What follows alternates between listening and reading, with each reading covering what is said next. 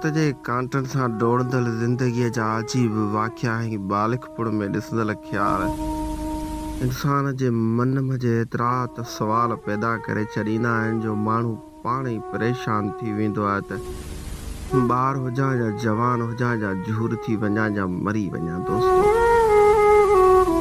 अहिड़ा ई ख़्याल मुंहिंजे ज़हन में कॾहिं कॾहिं जनम वठंदा आहिनि जॾहिं बालिग़पुर मंझि खेॾंदे रांदि कंहिं अङण ते वेठल कंहिं झूर पोड़े खे कैंचीअ सां पंहिंजा शहपर सेट कंदे नज़र पवंदी हुई त दिलि चवंदी हुई त मुंहिंजा बेॾा शहपर हुजनि, रोज़ अङण ते वेही पंहिंजो पाण सिंगारींदो रहां ऐं पंहिंजे शहपरनि खे ताव ॾींदो रहां।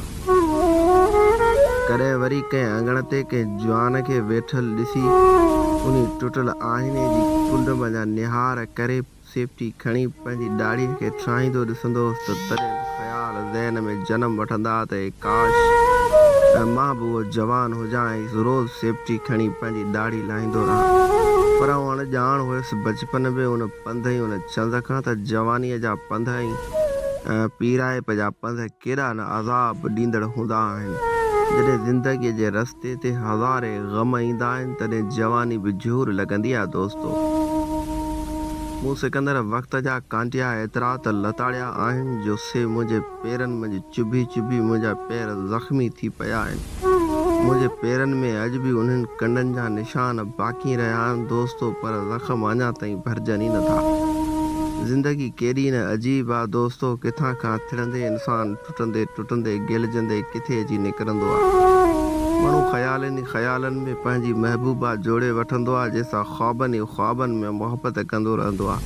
हक़ीक़त जी दुनिया एतिरी त ॾुखी आहे दोस्तो, जो इंसान जूं अखियूं खुलंदे ई माण्हू पाण परेशान थी वेंदो आहे।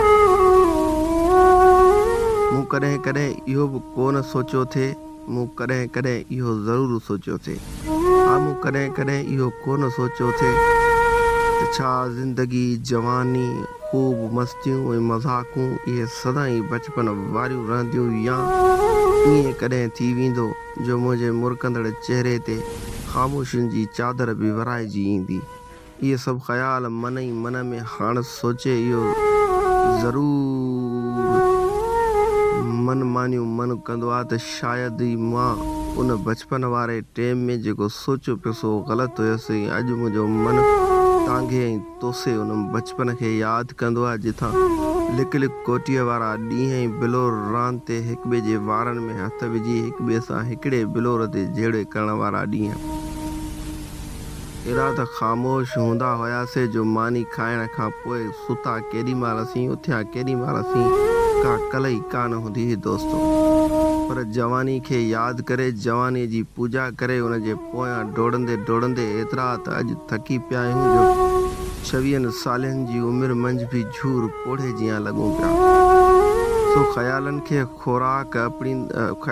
खोराक अर्पींदड़ उहे ख़्वाब अॼु मुंहिंजा ई अरमान कोहनि पिया। अॼु मूंखे ई ज़िंदा हूंदे उन जनाज़े जीअं सिंगारनि पिया जेको आख़िरी वक़्त ते क़ब्र लाइ सिंगारियो वेंदो आहे।